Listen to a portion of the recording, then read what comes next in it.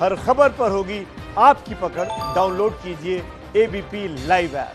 Corona संकट में एक नया विवाद खड़ा हो गया है।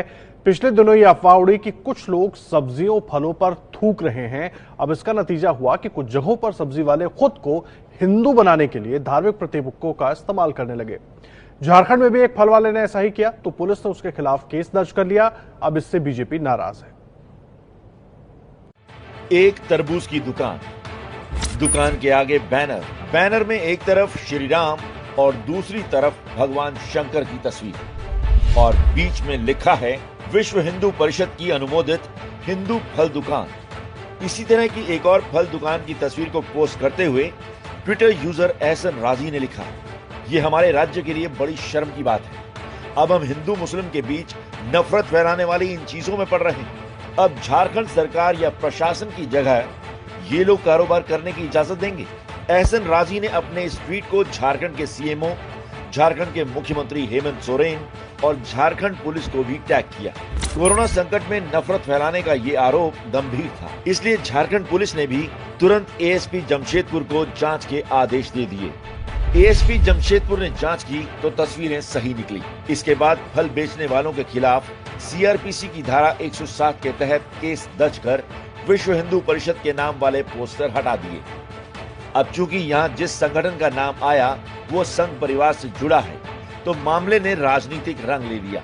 सबसे पहले बीजेपी के बड़े नेता और झारखंड के पूर्व मुख्यमंत्री रघुवर दास ने ट्वीट कर फल बेचने वाले पर पुलिस की कार्रवाई की निंदा की। ट्विटर पर लिखा, तुष्टीकरण की राजनीति के कारण आजीविका चला रहे छोटे छोटे व्यापारियों को तंग करना बंद करे राज्य सरकार। व्यापारियों पर किया गया केस भी तत्काल वापस ले, नहीं तो इसके खिलाफ बीजेपी झारखंड आंदोलन करेगी। बीजेपी के राष्ट्रीय प्रवक्ता संबित पात्रा तो एक कदम और आगे निकल गए। चूंकि झारखंड में कांग्रेस और झारखंड मुक्ति मोर्चा की साझा सरकार है, इसलिए इन्होंने सीधे सोनिया गांधी को निशाने पर ले लिया। अब तो स्पष्ट है कि सोनिया गांधी को हिंदू शब्द से ही नफरत है। किसी को कोई शक सिर्फ जमशेदपुर में ही नहीं, इंटरनेट पर इन दिनों ऐसी कई तस्वीरें वायरल हो रही हैं जिसमें सब्जी वाले भगवा झंडा या धार्मिक प्रतीकों का इस्तेमाल कर खुद को हिंदू बताने की कोशिश कर रहे हैं। ये सब इसलिए हो रहा है कि अफवाहों के जरिए एक खास समुदाय पर कोरोना फैलाने के आरोप लगाए जा रहे हैं। ऐसे वक्त में जब कोरोना के खिलाफ एकजुट होकर लड़ने की जरूरत है, तब इस तरह का विभाजन देश को बड़ा नुकसान पहुंचा सकता है। इसलिए अफवाहों से सावधान रहिए, सतर्क रहिए। क्यों है एबीपी लाइव न्यूज लवर्स का फेवरेट? वर्क डेडलाइंस में भी stay updated always.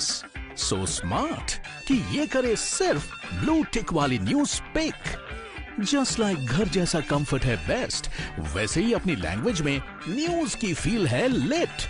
Any time food delivery के टाइम पर मिलिए अपने फेवरेट एंकर से किसी भी टाइम। एबीपी लाइव ऐप के साथ रहो सबसे आगे। Download now.